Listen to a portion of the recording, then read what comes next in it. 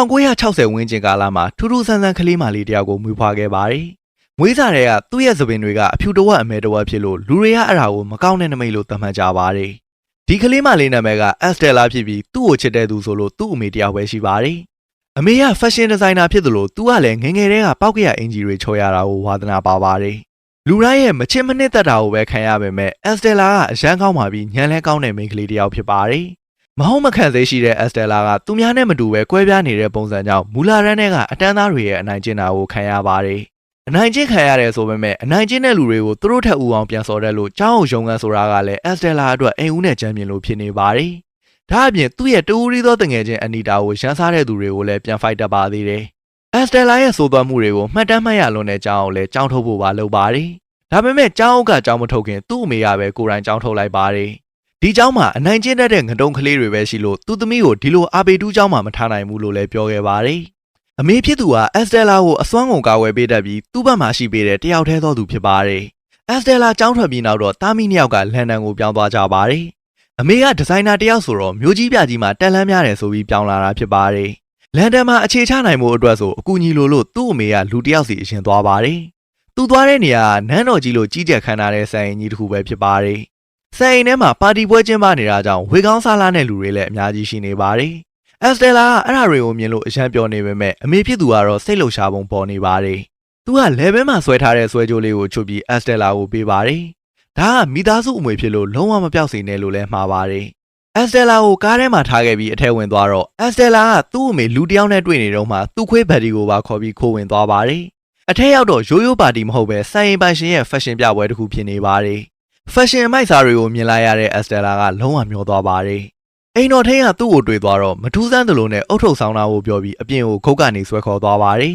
။သူ့သခင်ကိုထီလို့ခွေးကအဲ့ဒီလိုကိုလိုက်ကြိုက်တာကြောင့်အက်စတယ်လာလည်းပွဲလယ်မှာဖြောင်းဆန်နေအောင်ထွက်ပြေးပါတယ်။အဲ့ဒါကြောင့်အိမ်ပိုင်ရှင်မွေးထားတဲ့ဒယ်မီရှင်ခွေးသုံးကောင်ကသူ့ကိုလိုက်ဆွဲပါတယ်။အပြင်ဘက်မှာတော့အက်စတယ်လာရဲ့အမေကဝေကောင်းစားလာဝေထားတဲ့မိန်းမတစ်ယောက်နဲ့အပေးယူလုံနေပါတယ်။အက်စတယ်လာကခွေးတွေလိုက်လို့ထွက်ပြေးလာရင်ချော်လဲသွားခြင်းခွေးဝီစီတန်တစ်ခုကြောင့်ခွေးတွေကသူ့ကိုကြော်ပြီးသူ့အမေရက်နေတဲ့ကမ်းမအဆုံးစီရောက်သွားပါတယ်။ခွေးတွေကြောင့်အက်စတယ်လာရဲ့အမေကကြောက်ကမ်းမကနေအောက်ကိုပြုတ်ကျသွားပါတယ်။အက်စတယ်လာကသူ့ကြောင့်သူ့အမေသေးရတယ်ဆိုပြီးဝမ်းနေနေပါတယ်။ကမ်းမနာမှာအက်စတယ်လာအမေနဲ့စကားပြောနေတဲ့မိန်းမကလည်းကြောက်လန့်တကြားဖြစ်နေပါတယ်။ပါတီကလူတွေကိုပြုတ်ကျသွားတဲ့မိန်းမကသူ့စီကငွေညှစ်နေတယ်ဆိုပြီးပြောနေပါတယ်။အဲ့ချိန်မှာအက်စတယ်လာအကောင်းဆုံးလုပ်နိုင်တဲ့အရာကတော့ထွက်ပြေးတာဖြစ်ပါတယ်။အမိုက်ကားပေါ်ခုန်ချပြီးသူ့အမေနဲ့သွားဖို့လှုပ်ထားတဲ့ပန်းချံကိုရှောက်သွားပါတယ်။အက်စတယ်လာကသူ့ကိုယ်သူအပြစ်တင်ရင်အရန်ကိုဝမ်းနေနေတဲ့အပြင်သူ့အမေပေးထားတဲ့မိသားစုအမွေဆွဲကြိုးကပါပျောက်သွားပါတယ်။စိတ်ပန်းကိုပန်းနဲ့အဲ့နေရာမှာပဲအိပ်ပျော်သွားခဲ့ပြီးနောက်နေ့မိုးလင်းတော့ Horace နဲ့ Jasper လို့ခေါ်တဲ့ကပိုင်းနိုင်တခိုးလေးနှစ်ယောက်နဲ့တွေ့ပါတယ်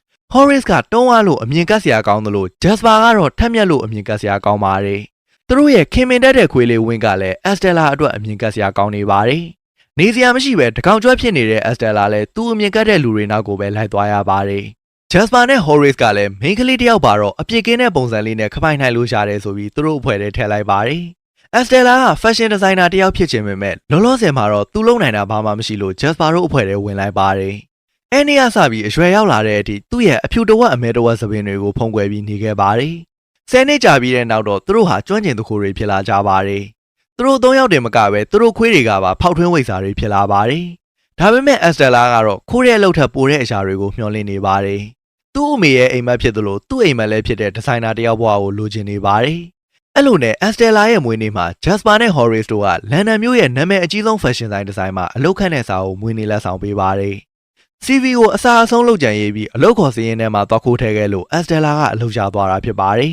။ဒါပေမဲ့သူထင်ထားသလိုဒီဇိုင်နာအလုပ်မဟုတ်ပဲတန်ရှင်းတယောက်ဖြစ်ပါတယ်။ကျန်းတိုက်အိမ်သာဆေးလို့ရင်အထက်လူကြီးကိုဖက်ရှင်အကြောင်းပြောပေမဲ့သူ့အမြင်ကိုနည်းနည်းလေးတောင်ခီးမဆိုင်တာကြောင့်အက်စတယ်လာစိတ်တူလာပါတယ်။တညမှာတော့တန်ရှင်းရေးလုပ်နေရင်စိတ်ပေါက်ပေါက်နဲ့ဆိုင်ရုံးခန်းထဲကအချက်တွေကိုတောက်ပြပါတယ်။ပြီးတော့ဆိုင်ရှိမှာပြထားတဲ့ခက်တုံးတုံးဖက်ရှင်ကိုသူ့စိတ်ကြိုက်ပြောင်းလဲပြီးမူးမူးနဲ့အိပ်ပျော်သွားလို့မိုးလင်းတော့ချက်ချင်းအလုပ်ပြုတ်သွားပါတယ်။အဲ့ချိန်မှာမြို့ရဲ့အကြီးကျယ်ဆုံးနာမည်အကြီးဆုံးဒီဇိုင်နာဖြစ်တဲ့နေစားကြော်လျှောက်လာတာကြောင့်အကုန်လုံးပြာရခက်ကုန်ပါတယ်။အက်စတယ်လာကလည်းနာမည်ကြီးဒီဇိုင်နာနေစားကြော်ကိုမြင်ကျင်လို့ချောင်းကြည့်နေပါတယ်။နေစားကြော်ကရောက်ချင်းအပြင်မှာပြထားတဲ့ဒီဇိုင်းကိုဘယ်သူလုပ်တာလဲလို့မေးပြီးအက်စတယ်လာကိုသူ့စီမှာချက်ချင်းအလုပ်ခံလိုက်ပါတယ်။အက်စတယ်လာရဲ့ဒီဇိုင်းက10နှစ်အတွင်းဒီဇိုင်းမှာသူမြင်ခဲ့သမျှတဲ့အကောင်းဆုံးလက်ရာပဲလို့လည်းမှတ်ချက်ပေးခဲ့ပါတယ်။နောက်နေ့မှာတော့အက်စတယ်လာကသူ့ရဲ့စိတ်ကူးထဲကအလုပ်တွေကိုပထမဆုံးသွားရပါတယ်။ ပထမဆုံးနေ့မှာပဲအယုတ်တစ်ခုယူပိတ်စာတစ်ခုယူပြီးနေစားကတော်ကြီးကြိုင်မဲ့ပုံကိုစချုပ်ရပါတယ်။နှစ်တိုင်းမှာနေစားကတော်ရဲ့ fashion ပြပွဲကအောင်မြင်ခဲ့သလိုတစ်နှစ်ထက်တစ်နှစ်ပိုကောင်းအောင်လုပ်ဖို့လဲသူ့စီယာဒီဇိုင်နာတွေကိုဖိအားပေးပါတယ်။ဒီဇိုင်နာတွေကနေစားကတော်ကြိုင်လောက်မဲ့ဒီဇိုင်းတွေကိုချုပ်ကြပြီးနေစားကတော်ကအကဲဖြတ်ပါတယ်။သူ့အမြင်မှာတော့ဒီဇိုင်းအကုန်လုံးကသုံးစားမရသလိုဖြစ်နေပါတယ်။အဲထဲမှာအက်စတယ်လာရဲ့ဒီဇိုင်းကိုတော့နည်းနည်းသဘောကျတာကြောင့်သူမကြိုက်တဲ့အပိုင်းတွေကိုဖြတ်ထုတ်လိုက်ပါတယ်။အက်စတယ်လာကဝင်တိုင်းလက်ကိုတားရှာသွားတော့နေစားကတော်ကသွေးရောင်ကိုမြင်ပြီးသူ့ဒီဇိုင်းကိုအနီးနဲ့ပြန်ချုပ်ခိုင်းလိုက်ပါတယ်။နောက်နေ့ကျတော့အက်စတယ်လာကအဲ့ဒီအနီရောင်ဝတ်စုံကိုစိုင်းဒီဇိုင်းမှာတွေ့လို့ဝင်ဆက်စုကြည့်ပါတယ်။စိုင်းပါရှင်ကအာတီဖြစ်ပြီးသူတို့နှစ်ယောက်က fashion အကြောင်းတွေပြောရင်းရှင်းနေသွားကြပါတယ်။အက်စတယ်လာဆွဲသမျှဒီဇိုင်းကနေစားကတော်ကိုစိတ်ကျဉ်နေစေလို့နေစားကတော်ကသူ့ကိုရေးပေးလာပါတယ်။တနေ့မှာတော့အက်စတယ်လာကနေစားကတော်လေဘင်းမှာဆွဲထားတဲ့သူ့အမေရဲ့ဆွဲကြိုးကိုတွေ့သွားပါတယ်။နေစားကတော်ကဒီဆွဲကြိုးကမိသားစုရဲ့အမွေအနှစ်ဖြစ်ပြီးသူ့အလုပ်သမားတယောက်ကခိုးသွားဘူးတယ်လို့အက်စတယ်လာကိုပြောပြပါတယ်။ဒါပေမဲ့အဲ့ဒီတကူမှာစောင်းရသည့် fashion ပွဲမှာမတော်တဆတည်သွားပြီလို့လည်းပြောပါတယ်။အဲ့တော့မှအက်စတယ်လာကသူ့အမေတည်သွားတော့ကကြောက်ကမ်းမပေါ်မှာရှိနေတဲ့အမျိုးသမီးဟာနေစားကတော်ဆိုတာကိုမှတ်မိသွားပါတယ်။ဒီအကြောင်းကို Horace နဲ့ Jasper ကိုပြောပြပြီးသူပိုင်တဲ့လယ်ဆွဲကိုပြန်ယူဖို့အစီအစဉ်ချပါတယ်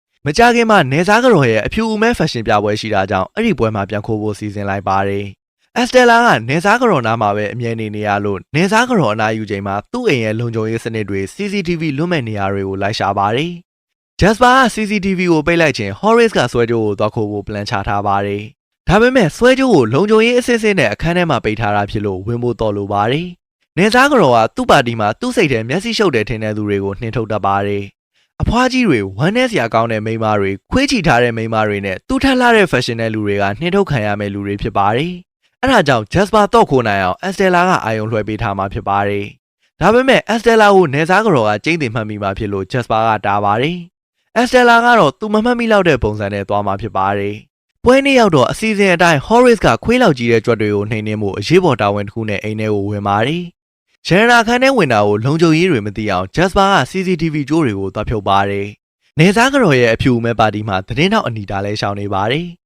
သူကနေစားကတော်ရဲ့ပွဲအကြောင်းသတင်းလာယူတာဖြစ်ပါတယ်။အနီတာကအဖြူနဲ့အမဲပဲဝစ်လာပေမဲ့သူ့အိတ်ထဲကဘောပင်အားမှင်ယိုနေတာကြောင့်နေစားကတော်ကပါတီစည်းကမ်းကိုဖောက်တယ်ဆိုပြီးအိတ်ကိုလွှင့်ပစ်လိုက်ပါတယ်။အဲ့ချိန်မဲ့အက်စတယ်လာကခြုံတဲ့အဖြူနဲ့ပါတီထဲကိုဝင်လာပါတယ်။အားလုံးရဲ့ attention ရအောင်စီထားတဲ့ဝမ်ကွက်တွေကိုကွဲအောင်လုပ်လိုက်ပါတယ်။နေစားကတော်အပါအဝင်လူတွေအားလုံးကသူ့စီကိုအာယုံရောက်သွားတော့သူကဝိယုံအဖြူကိုမီးရှို့လိုက်ပါတယ်။မီးလောင်သွားတာနဲ့ဝိယုံကပျောက်သွားပြီးအဖြူမဲပါတီရဲ့စီကံကိုထဲဆက်ကျင်တဲ့အနီရောင်တောက်တောက်ဝစ်စုံပေါ်လာပါတယ်။သူကတော့အက်စတယ်လာရဲ့ပုံစံအစစ်ဖြစ်တဲ့သပင်အဖြူတစ်ချမ်းအမဲတစ်ချမ်းနဲ့ရက်ဆက်သူမလေးလိုအထိပ်ပဲရတဲ့ Cruella ပဲဖြစ်ပါတယ်။အဆောင်တွေကသူ့ကိုဖမ်းဖို့လုပ်ပေမဲ့ Cruella ကသူတို့ကိုပြန်ပြီးတိုက်ခိုက်ပါတယ်။တစ်ဖက်မှာ Horace ကနေစားကတော်ရဲ့မိကန်တစ်တာထဲမှာဆွဲကြိုးကိုလိုက်ရှာပေမဲ့တကယ်တော့နေစားကတော်ကဆွဲကြိုးကိုဆွဲထားလို့ Cruella ကသူ့လေပင်ကနေကိုယ်တိုင်ဖြုတ်ယူမှရှာတော့မှာဖြစ်ပါတယ်။ဟိုနှစ်ယောက်ကပါတီတစ်ခုလုံးကိုကြွက်တွေနဲ့ဝေယုံသုံးကားဖြစ်အောင်လုပ်လိုက်တော့ Cruella ကဆွဲကြိုးကိုဖြုတ်ပြီးသူ့ခွေးစီကိုပေးလိုက်ပါတယ်။နေစားကတော်ကဆွဲကြိုးပြောက်သွားမှန်းသိတာနဲ့ချက်ချင်းဝစ်စီမှုတ်ပြီးသူ့ရဲ့ Dalmatian ခွေးသုံးကောင်ကိုဆွဲကြိုးချီသွားတဲ့ခွေးနောက်ကိုလိုက်ခိုင်းပါတယ်။အဲ့တော့မှ Cruella ကနေစားကတော်ကသူ့အမေကိုရည်ရွယ်ချက်ရှိရှိတတ်ခဲ့တယ်ဆိုတာသိသွားပါတယ်။ခွေးတွေကသူ့ကိုမတွေ့လို့သူ့အမေစီရောက်သွားတာမဟုတ်ပဲနေစားကတော်ကသူ့ခွေးတွေကိုအမိန်ပေးပြီးတတ်ခိုင်းခဲ့တာဖြစ်ပါတယ်။အခုမှအပြည့်အပြတ်အားလုံးကိုသိသွားတဲ့အက်စတယ်လာလည်းအရန်ထိတ်လန့်သွားပါတယ်။ Dalmatian တကောင်ကအက်စတယ်လာရဲ့ခွေးဘတ်ဒီကိုကိုက်လိုက်ပြီးဆွဲကြိုးကိုယူလိုက်ပေမဲ့မျိုးချမိသွားပါတယ်။တနေရာရောက်တော့အက်စတယ်လာကသူ့အမေကိုမျိုးစားကတော်ကတတ်ခဲ့တာဖြစ်ကြောင်း Horace နဲ့ Jasper ကိုပြောပြပါတယ်။ဝမ်းနဲ့ပူဆွေးလွန်းနေတဲ့အက်စတယ်လာကနေစားကတော်ကိုဂလက်စားချေဖို့ဆုံးဖြတ်လိုက်ပါတယ်။နောက်နေ့ကစပြီးသူ့စပင်တွေကိုဖုံးကွယ်မထားတော့ပဲ Cruella အဖြစ်နေထိုင်ပါတယ်။ Jasper နဲ့ Horace ကိုဆက်ဆံတဲ့ပုံစံကလည်း Cruella ဆန်စွာနဲ့ရှင်သီလာပါတယ်။နေစားကတော်ကိုဂလက်စားချေဖို့ပဲအာရုံရှိတော့တဲ့ရက်ဆက်တဲ့ပုံစံဖြစ်လာပါတယ်။ Cruella ကအရင်ဆုံးကျောင်းတုံးကတကယ်ချင်းဖြစ်ခဲ့တဲ့သတင်းတောက်အနီတာစီကိုသွားပါတယ်။ပြီးတော့စိတ်ဝင်စားစရာကောင်းတဲ့သတင်းတွေရှိဖို့သူနဲ့အတူပူးပေါင်းဖို့ကမ်းလှမ်းပါတယ်။ Horace နဲ့ Jasper ကတော့နေစားကတော်ရဲ့ခွေးတွေကိုသွားဖမ်းကြပြီးသူတို့ကိုယ်ထဲကနေဆွဲကြိုးထွက်လာတဲ့အထိစောင့်ကြည့်နေပါတယ်။ Cruella ကအာတီကိုလည်းသူ့နဲ့ပူးပေါင်းဖို့စီအောင်မြန်ပါတယ်။လိုအပ်တာတွေအားလုံးရသွားတဲ့ Cruella ကနေစားကတော်နားမှာအက်စတယ်လာအဖြစ်လည်းအလုပ်ဆက်လုပ်နေပါတယ်။သူကနေစားကတော်ရဲ့အောင်မြင်ကြော်ကြားမှုနဲ့ဂုဏ်သိက္ခာအားလုံးကိုရှိုက်ချိုးတော့မှာဖြစ်ပါတယ်။အဲနောက်မှာတော့ Cruella ကနေစားကတော်ရဲ့နာမည်ကြီး fashion ပွဲမှန်သမျှကိုထူးဆန်းတဲ့နီလန်တွေနဲ့ရှောက်လာတတ်ပါတယ်။အမြဲတမ်းနေစားကတော်ထက်ပိုလှပိုမိုက်တဲ့ fashion တွေနဲ့ပဲပွဲထွက်လာပါတယ်။ Cruella ရဲ့ဒီဇိုင်းတွေကိုအာတီကကူညီဖန်တီးပေးသလိုအနီတာကလည်းပွဲစုအောင်သတင်းရေးပေးတာကြောင့် Cruella ကတဖြည်းဖြည်းနာမည်ကြီးလာပါတယ် နေရာတိုင်းခရူအလာပဲလွှမ်းမိုးနေတဲ့အတွက်နေစားကတော်ကသူ့ထပ်ပိုသားတဲ့ဝတ်စုံကိုဖန်တီးဖို့ဒီဇိုင်နာတွေကိုဖိအားပေးလာပါတယ်။ဖိအားတွေအပြင်သူတို့ရဲ့ကိုယ်ပိုင်ဒီဇိုင်းတွေကိုတော့အတင်းအဓမ္မလုပ်ပြီးအပိုင်ယူလာပါတယ်။ဒါပေမဲ့နေစားကတော်ဘာပဲလုပ်လို့သူ့ထက်ခြေတလန်းသာတဲ့ခရူအလာကသူ့ထက်ပိုပြီး popular ဖြစ်နေပါတယ်။ဒီဇိုင်းတွေကလည်းသူမခိုးနိုင်တဲ့ next level ကိုရှောင်နေပါတယ်။ဒါပေမဲ့ Estella ကခရူအလာကိုတော့ရှင်နိုင်မဲ့အစိမ်းရောင်ကြောက်တွေနဲ့ပုံဖော်ထားတဲ့အန်အောလောက်ဆရာဝတ်စုံကိုနေစားကတော်အတွက်ဖန်တီးပေးလိုက်ပါတယ်။အဲ့ဒီညမှာပဲ Horace နဲ့ Jasper တို့က Cruella ခိုင်းတဲ့အတိုင်းဝစ်စုံသိမ်းတဲ့နေရာကိုခိုးဝင်ကြပါတယ်။သူတို့ရဲ့ရည်ရွယ်ချက်ကလူမိအောင်ဝင်တာဖြစ်လို့တခိုးဝင်တယ်ဆိုတာအဆောင်မသိသိအောင်လုပ်ခဲ့ပါတယ်။တခိုးဝင်တယ်လို့ကြားတဲ့နေသားကတော်ကတော့သူ့ဝစ်စုံကို Cruella လာခိုးတယ်လို့ထင်သွားပါတယ်။အဲ့ဒါကြောင့်သူ့ရဲ့အဖိုးတန်ဝစ်စုံအားလုံးကိုမိခင်တစ်တာကြီးထဲမှာအလုံးပိတ်ပြီးသိမ်းထားလိုက်ပါတယ်။တစ်ဖက်မှာ Horace နဲ့ Jasper ကတော့အရင်ကမိသားစုလိုနှွေးထွေးခဲ့တဲ့ Estella ကိုလွှမ်းနေကြပါတယ်။လက်ရှိ Cruella ကဂလဲစားချေဖို့ကလွယ်ရင်ဘာမှမမြင်တော့တာကြောင့်သူတို့နှစ်ယောက်ကစိတ်မကောင်းဖြစ်နေကြပါတယ်။နေသားကတော်ရဲ့ fashion show ပွဲနေ့ကိုရောက်လာတော့သူ့ဝစ်စုံတွေတင်ထားတဲ့မိကန်တစ်တာကဖွင့်မရဖြစ်နေပါတယ်။ပရိသတ်တွေကလည်းစောင့်နေကြပြီဖြစ်လို့နေသားကတော်ကတကားကိုဖျက်ခိုင်းလိုက်ပါတယ်။တကားဖျက်လိုက်တော့အထက်ကနေပိုးဖလန်တွေအများကြီးထွက်လာပါတယ်။အဲ့ဒီပိုးကောင်တွေကသူပြင်ဆင်ထားသမျှဝစ်စုံတွေအကုန်လုံးကိုလည်းကိုက်စားပြီးဖျက်ဆီးထားပါတယ်။တကယ်တော့ Estella ချုပ်ပေးခဲ့တဲ့ဝစ်စုံထဲမှာကတ်ထားတာတွေကစီးကွန့်ကြောက်တွေမဟုတ်ပဲအကောင်ပေါင်းဆဲဆဲပိုးအိမ်တွေဖြစ်ပါတယ်။အထက်ကပိုးအောင်တွေကတင်ထားတဲ့ရက်အတွင်းအကောင်ပေါက်လာတော့အထက်မှာပိတ်မိပြီးရှိတဲ့အဝတ်အစားတွေကိုကိုက်ဖြတ်စားပစ်တာဖြစ်ပါတယ်။ပရိသတ်တွေကလည်းပိုးကောင်တွေကြောင့်ထွက်ပြေးသွားကြတဲ့အခါအပြင်ဘက်မှာတော့ rock style နဲ့နောက်ထပ် fashion show တစ်ခုရှိနေပါတယ်။ဒါက Cruella ရဲ့ပွဲဖြစ်ပြီးဂီတနဲ့အမိုက်စားမော်ဒယ်တွေပါနေတာကြောင့်ပရိသတ်တွေလည်းလုံးဝကိုပွဲဆူသွားပါတယ်။ Cruella ကနေစားကတော်ရဲ့ခွေးတွေကိုတက်ပြီးချုပ်ထားတဲ့ခွေးတည်ဝစ်စုံနဲ့သူတို့ကြားထဲကနေပေါ်လာပါတယ်။အဲ့ဒီပွဲပြီးထဲကလူတွေက Cruella ဝစ်ထားတာတကယ်ပဲနေစားကတော်ရဲ့ခွေးတည်လားဆိုတာမေးခွန်းထုတ်လာကြပါတယ်။သူ့အဖွဲ့တွေနဲ့အောင်ပွဲခံမှုပြန်လာတော့ Horace နဲ့ Jasper အဖမ်းခံထားရပြီးနေစားကတော်လည်းသူ့အိမ်မှာရှောင်နေပါတယ်။နေစားကတော်က Estella ရော Cruella ရောကတယောက်တည်းဆိုတာသိသွားလို့သူ့ကိုတပ်ဖို့လုပ်ပါတယ်။သူ့ထက်သာပြီးသူ့ကိုကြောမဲ့လူမှန်သမျှကိုအမြဲတမ်းအစဖျောက်ပစ်ခဲ့သလိုအခုလည်းအဲ့ဒီအတိုင်း Cruella ကိုတတ်မှာဖြစ်ပါတယ်။အိမ်ကိုမီးရှို့ပြီးတရားခံတွေက Horace နဲ့ Jasper ဖြစ်အောင်အပြစ်ပုံချခဲ့ပါတယ်။တကယ်မသေးသေးတဲ့သူ့ရဲ့ခွေးတွေကိုတော့ပြန်ခေါ်သွားပါတယ်။မီးလောင်ပြီးသေတော့မဲ့ Cruella ကိုလူတစ်ယောက်ကလာခဲ့ပါတယ်။နာမည်ကျော် fashion designer Cruella သေဆုံးသွားပြီဆိုတဲ့သတင်းကနာမည်ကြီးနေချိန်မှာ Horace နဲ့ Jasper တို့ကတော့ထောင်ချသွားပါတယ်။ Cruella ကိုကယ်သွားတဲ့သူကနေစားကတော်ရဲ့အိမ်တော်ထိန်တစ်ဖြစ်လဲငငယ်တုန်းကပါတီပွဲမှာသူ့ကိုဆွဲထုတ်သွားခဲ့တဲ့လူဖြစ်ပါတယ်။သူ့စီမှာမီးတွေကြားထဲကပြန်တွေ့ခဲ့တဲ့ Cruella ရဲ့ဆွဲကြိုးလေးလည်းရှိနေပါတယ်။အဲ့ဒီဆွဲကြိုးအတွင်းထဲမှာတော်လေးတစ်ချောင်းရှိပြီးအဲ့ဒီတော်ထဲမှာဖွင့်လို့ရမယ့်တစ်တာတစ်လုံးလည်းရှိနေပါတယ်။တစ်တာထဲမှာတော့နေစားကတော်မွေးခဲ့တဲ့သမီးရဲ့စာတာကိုတွေ့ရပါတယ်။နေစားကြီးကသဘောကောင်းပြီးအေးဆေးတဲ့လူဖြစ်ပေမဲ့နေစားကတော်ကတော့ဘဝင်ယူတစ်ယောက်ပါ။သူ့မှာကိုဝင်ရှိနေတာကိုလည်းသူ့ဘဝအတွက်အတားဆီးလို့ထင်ပြီးပောက်ကွဲခဲ့ပါတယ်။နေစားကတော့ကလေးမွေးတဲ့အချိန်နေစားကြီးကခရီးထွက်နေတာကြောင့်သူကကလေးကိုပြစ်လိုက်ဖို့အိမ်တော်ထိန်ကိုအမိန်ပေးခဲ့ပါတယ်။ကလေးကိုမပြစ်နိုင်တဲ့အိမ်တော်ထိန်ကတော့သဘောကောင်းတဲ့အိမ်ကူကိုမွေးစားဖို့ပေးခဲ့ပါတယ်။နေစားကြီးပြန်ရောက်လာတော့နေစားကတော့ကလေးတည်သွားပြီလို့ညာပြောခဲ့ပါတယ်။နေစားကြီးခင်ဗျအဲ့ဒီစိတ်နဲ့ပဲလုံမပါပြီးတည်ဆုံးခဲ့ရပါတယ်။ဒါကြောင့် Cruella ကနေစားကြီးရဲ့အမွေခံစစ်စစ်ဖြစ်ပါတယ်။ Cruella ကတော့အဖြစ်မှန်တွေကိုလက်မခံနိုင်မဲ့အယူတစ်ပိုင်းဖြစ်သွားပါတယ်။တစ်ဖက်မှာအချုပ်ထဲရောက်နေတဲ့ Horace နဲ့ Jasper တို့က Estella ကိုသတိရနေကြပါတယ်။အဲ့ချိန်မှာ Cruella က trucker တစ်စီးနဲ့စခန်းကိုဝင်တိုက်ပြီး Horace နဲ့ Jasper ကိုကယ်သွားပါတယ်။နှစ်ယောက်သားထောင်ဝလွတ်လာကြပေမဲ့ Cruella ကိုစိတ်ဆိုးနေစေမို့ Cruella ကနေစားကတော်ဟာသူ့အမေရင်းဆိုတာကိုပြောပြပြီး Horace နဲ့ Jasper ကိုတောင်းပန်လိုက်ပါတယ်။မိသားစုဆိုလို့သူတို့နှစ်ယောက်ပဲရှိတာပါလို့ပြောတော့ Jasper တို့လည်းအသေးမမာနိုင်တော့ပဲစိတ်ဆိုးပြေသွားကြပါတယ်။အဲနောက်တော့ Cruella ကနေစားကတော်ကိုဖြုတ်ချဖို့အစီအစဉ်ပြန်ဆွဲပါတယ်။နေစားကတော်ကလည်း Cruella အလောင်းကိုမတွေ့လို့သူမသေးသေးဘူးဆိုတာသိနေပါတယ်။အဲဒါကြောင့် Cruella ပေါ်လာအောင်ပွဲတစ်ခုစီစဉ်ပြီး Cruella အတွက်ဝမ်းနေခြင်းအထိမ်းအမှတ်လုပ်ပါတယ်။ Cruella တို့ကလည်းအဲ့ဒါကိုအခွင့်ကောင်းယူပြီးနေစားကတော်နာမည်နဲ့ပွဲကိုဒီဝစ်စုံနဲ့တက်ရောက်ပါဆိုပြီးဝစ်စုံလေးလိုက်ပေးပါတယ်။နေစားကတော်ကလည်းသူ့အဆောင်တွေကို Cruella ရောက်လာတာနဲ့ဖမ်းမှုအမိန်ပေးထားပါတယ်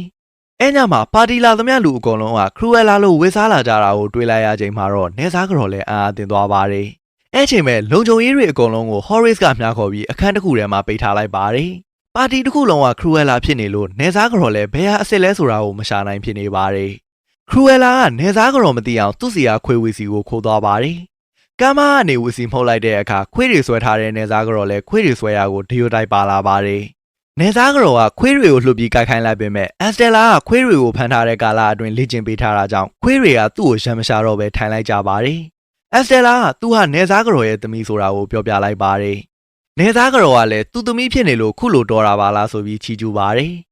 အထဲမှာတော့ Jasper တို့နှစ်ယောက်ကအားလုံးကိုနေစားကတော်ကအပြင်ထွက်လာဖို့ခေါ်နေတယ်ဆိုပြီးအပြင်ထွက်ခိုင်းပါတယ်။အဲ့ချိန်မှာနေစားကတော်က Estella ကိုအချိုသက်ပြီးအနားရောက်တော့ကမ်းမပေါ်ကနေတွန်းချလိုက်ပါတယ်။ဒါကိုအကုန်လုံးမြင်သွားတာသိတော့မှနေစားကတော်ကသူ့ဘာသာခြေချော်ပြီးကြာသွားတာလို့ဖြောင်းလိမ့်ပါတယ်။ဒါပေမဲ့တပ်တွေတွေကခိုင်မာတာကြောင့်နေစားကတော်အဖန်ခံလိုက်ရပါတယ်။အဲ့နေ့မှာ Estella တည်သွားပေမဲ့ Cruella ကတော့သူ့ဝစ်ထားတဲ့စကတ်ထဲမှာလေဒီထဲချုပ်ထားလို့အသက်ရှင်သွားပါတယ်။ Estella မသေးခင်မှာသူ့ရဲ့ပိုင်ဆိုင်မှုအလုံးကိုသူ့တငယ်ချင်း Cruella တပည့်စီလွှဲပြောင်းပေးခဲ့လို့စအိမ်ကြီးနဲ့စီးစိမ်တွေအလုံးက Cruella အပိုင်းဖြစ်သွားပါတယ်။ Cruella ကဘယ်သူမှမဖန်တီးနိုင်တဲ့အမိုက်စားဖက်ရှင်တွေကိုဆက်ပြီးဖန်တီးသွားအောင်မှာဖြစ်ပါတယ်။